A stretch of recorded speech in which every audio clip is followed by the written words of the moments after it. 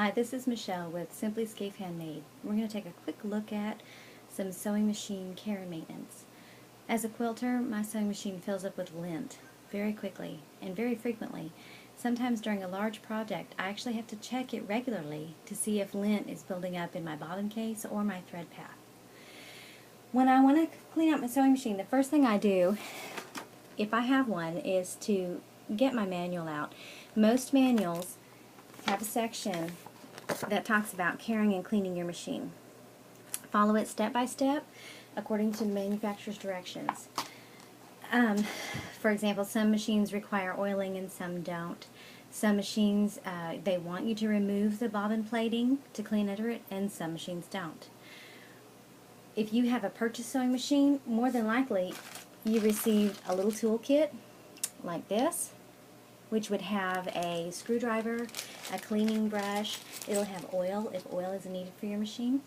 If you didn't, if you have a used machine or your kit is missing, any small screwdriver, you can buy one at a sewing place, or you can just simply get a small flathead screwdriver. You can use painting brushes. Many of my sewing machine supplies are missing, or I have a lot of used machines, so I just get soft tipped brushes to clean off my sewing machine. I also use just a soft cloth, such as a piece of muslin or an old flour sack towel. The first step when I go to clean my sewing machine is I unplug it. I don't want to accidentally run the needle through my finger or hit a button and set it off while I'm working. So once I've unplugged my machine, I take out the thread, I completely unthread it, and I pull the bobbin out and set it aside. Next, I remove my needle and the foot. With those out of the way, I take my soft cotton cloth and I just completely wipe down the outside of the machine, top to bottom, the whole thing.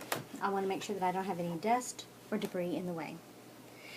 The next thing I'm going to do is take my brush and I'm going to clean out every little tool and every little place along the thread path. We want to make sure there's no lint, no strings that are hiding up in there that might be catching and snagging. Come down here where the feet go and brush it down as well. If your machine says to remove the bobbin plate right here, go ahead and use that small screwdriver to remove it. This particular machine's manual says not to take that plate off, so I have not. Whether this plate comes off or not, you want to run that brush all up under it as much as the brush will fit. They do not recommend that you blow in here because the moisture from your breath can cause rust. And it's not recommended that you use anything liquid or, any of the little air guns that shoot air down in there to clean it out. That's really not recommended by the manufacturers, even though they sell that. So when my brush gets dirty, I just wipe it on the towel and keep going. And you basically want to clean until you really don't see any more lint coming off on your brush. As you can see right here, I've got a lot of lint on this machine. If your machine has sat dormant for a while, if you haven't used it in a long time, it might really need some TLC. I have some machines that don't get used often, and when I pull them out, I do have to clean them pretty well.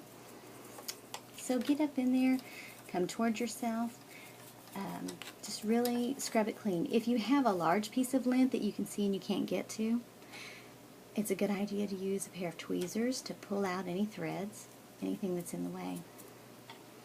And then just give it one more good swipe, and you're ready to go.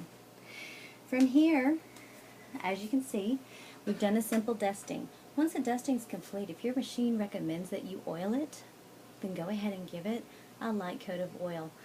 Generally, I don't oil a machine more than once a year unless it's starting to make a funny sound. Sometimes you'll hear it making almost a squeak sound. That's definitely means it's time to put a little extra oil on it. A machine that's used for heavy projects, heavy fabrics, or machine quilting will require more maintenance than a machine that's not used very often, or a machine that's used just for piecing or light sewing projects. Now that we've cleaned our machine, we're ready to put it back together, put some thread on it, and start a new project. I hope this video tutorial has been helpful for you. you have any questions or concerns, please feel free to leave me a comment in the comment box or send me an email at simplyscaife@yahoo.com.